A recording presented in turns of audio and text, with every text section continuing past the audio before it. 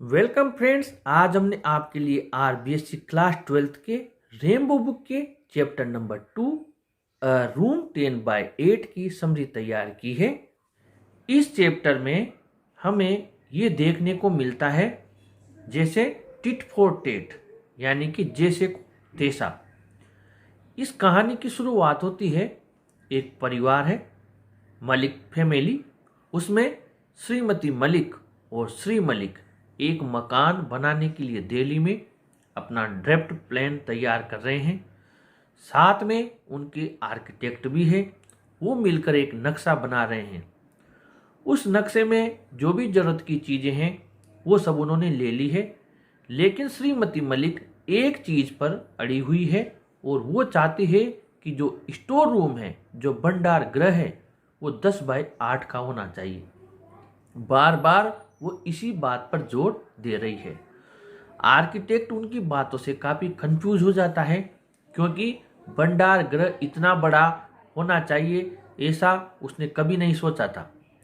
हालांकि श्री मलिक भी ये चाहते हैं कि भंडार गृह थोड़ा बड़ा ही होना चाहिए, ताकि जो भी उसमें बक्से हैं और सामान हैं उन्हें आसानी से इधर उधर सरकाया जा सके, और उसको साफ रखना भी बड़ा इजी होता है। आखिर में ये फाइनल कर लिया जाता है कि जो स्टोर रूम है वो 10/8 का ही रखा जाएगा। लेकिन जो श्रीमती मलिक थी, उनकी मंशा स्टोर रूम को लेकर ये थी कि जब तक उनकी सास जीवित है वो उस स्टोर रूम में रहेगी, और जब वो इस दुनिया में नहीं रहेगी, इसके बाद उस स्टोर रूम को, जो उनकी सास का कमरा था, उसे स्टोर रूम के रूप में हम चेंज कर लेंगे। वैसा ही होता है। मकान का काम चालू हो जाता है, निगम से परमिशन ले लेते हैं। श्रीमती मलिक काफ़ी रुचि दिखाती है, सुबह से लेकर शाम तक। जब तक उसका मकान का कार्य चलता रहा वो वहाँ जाती है, और वहाँ पर कभी कभी कारीगर को वो मसाला भी पकड़ा देती है, ईंट दे देती है, और जो वहाँ पर जो पड़ोसी है उनसे भी वो अच्छे संबंध बना लेती है और अच्छे फ्रेंड भी बना लेती है, और उसका मन नए मकान को लेकर काफ़ी प्रसन्न रहता है। और जब वो उसमें शिफ्टिंग की तैयारी कर रहे थे, वो सोच रहे थे कि अब हम इसी मकान में रहेंगे, क्योंकि श्रीमती मलिक थी वो दिल्ली में ही अब शिफ्ट होना चाहती थी। हर दूसरे वर्ष श्री मलिक थे, उनका ट्रांसफ़र और जगह हो जाया करता था। परेशान हो गई थी श्रीमती मलिक उनके ट्रांसफ़र से।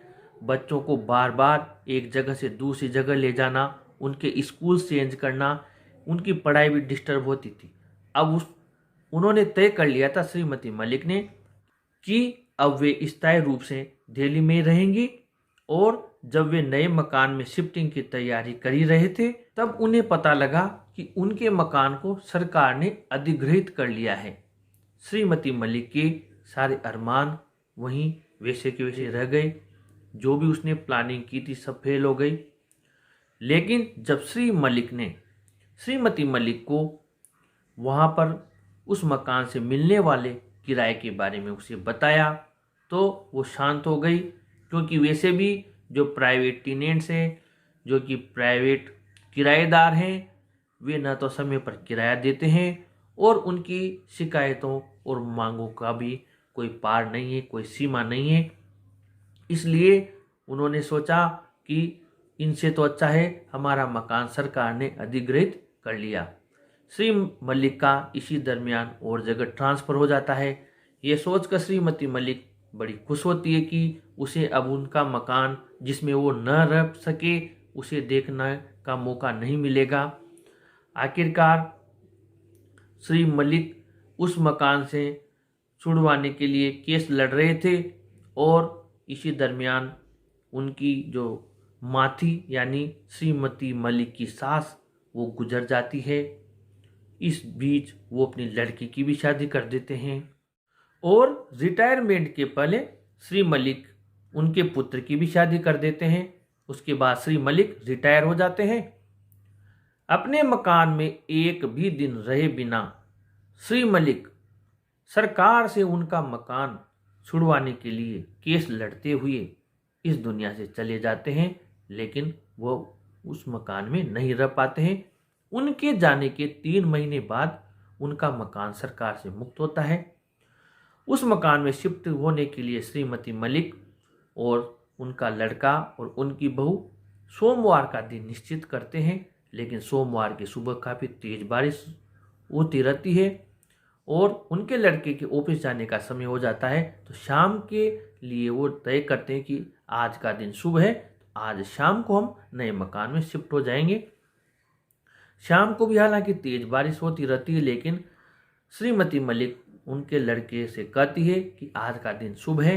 तो वो गाड़ी के साथ एक टैक्सी भी कर लाता है और उसमें उनके सामान जो भी जरूरी हैं वो रखकर आज का जो मुहूर्त है वो शुभ है, तो वो आज के दिन वहाँ चले जाते हैं।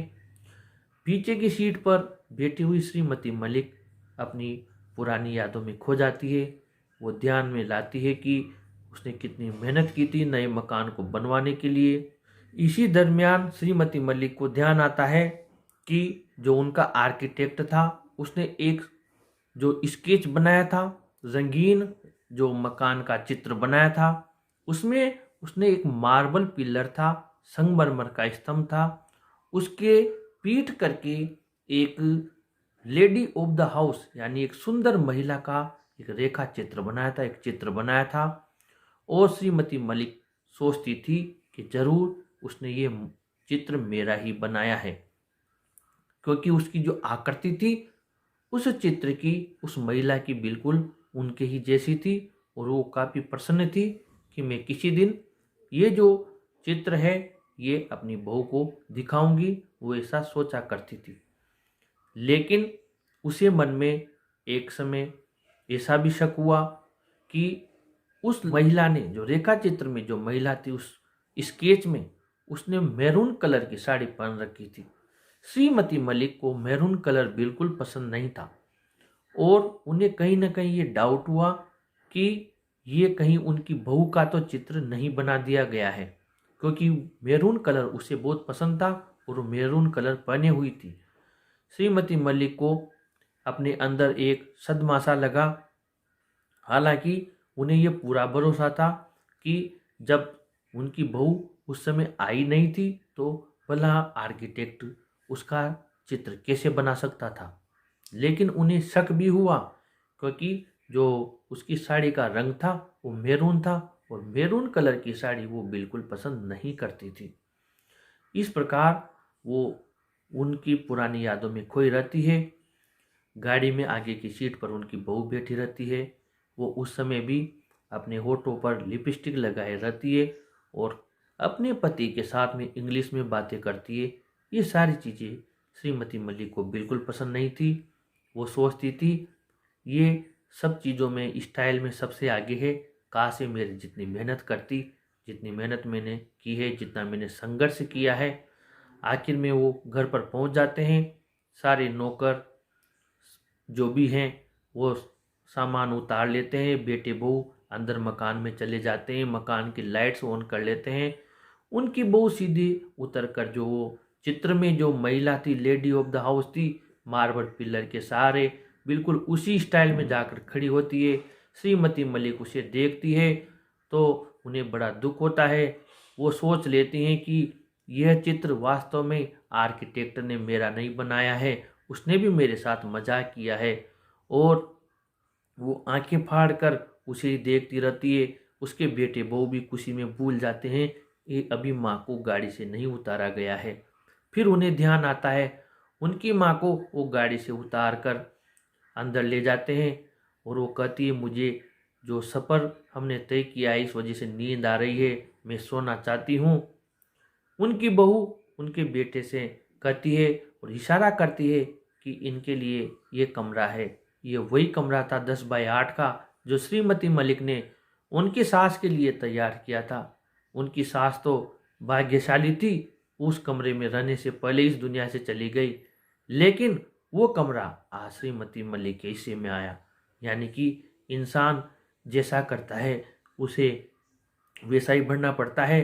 श्रीमती मलिक बहुत गहरे दुख में डूबती गई और डूबती गई और यह चैप्टर यहीं समाप्त हो जाता है। आशा है फ्रेंड्स आपको इस पाठ का सारांश अच्छा लगा होगा। अन्य चैप्टर्स की समरीज के लिए आप चैनल को ज़रूर सब्सक्राइब करें और क्लास 12th की प्लेलिस्ट को ज़रूर विजिट करें। Thank you.